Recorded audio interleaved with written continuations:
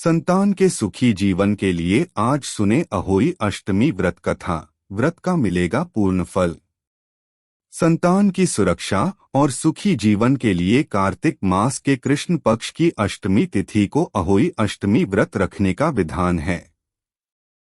माताएं इस दिन निर्जला व्रत रखती हैं और प्रदोष काल में अहोई माता की विधि विधान से पूजा करती हैं। पूजा के समय में अहोई अष्टमी व्रत कथा अवश्य सुनना चाहिए। इस व्रत को रखने और व्रत कथा का श्रवण करने से व्रत का पूर्ण फल प्राप्त होता है। अहोई अष्टमी व्रत कथा। एक समय एक नगर में एक साहूकार रहता था। उसका भरा पूरा परिवार था। उसके 7 बेटे, 1 बेटी और 7 बहुएं थीं। दीपावली से कुछ दिन पहले उसकी बेटी अपनी भाभियों संग घर की लिपाई के लिए जंगल से साफ मिट्टी लेने गई। जंगल में मिट्टी निकालते वक्त खुरपी से एक स्याहू का बच्चा मर गया। इस घटना से दुखी होकर स्याहू की माता ने साहूकार की बेटी को कभी भी मां न बनने का श्राप दे दिया। उस श्राप के प्रभाव से साहूकार की बेटी का कोख बंध गया। श्राप से साहूकार की बेटी दुखी हो गई। उसने भाभियों से कहा कि उनमें से कोई भी एक भाभी अपनी कोख बांध ले। अपनी ननद की बात सुनकर सबसे छोटी भाभी तैयार हो गई।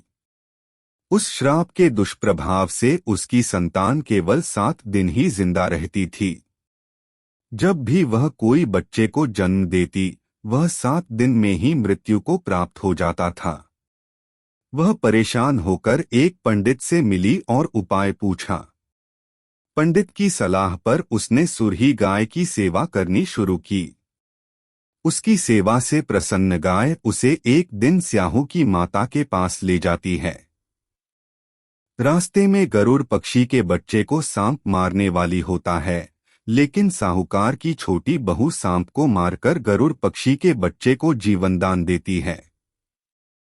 तब तक उस गरुड़ पक्षी की मां आ जाती है।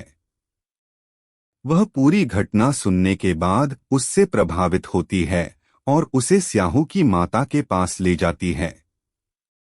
स्याहू की माता जब साहूकार की छोटी बहू की परोपकार और सेवा भाव की बातें सुनती है तो प्रसन्न होती है।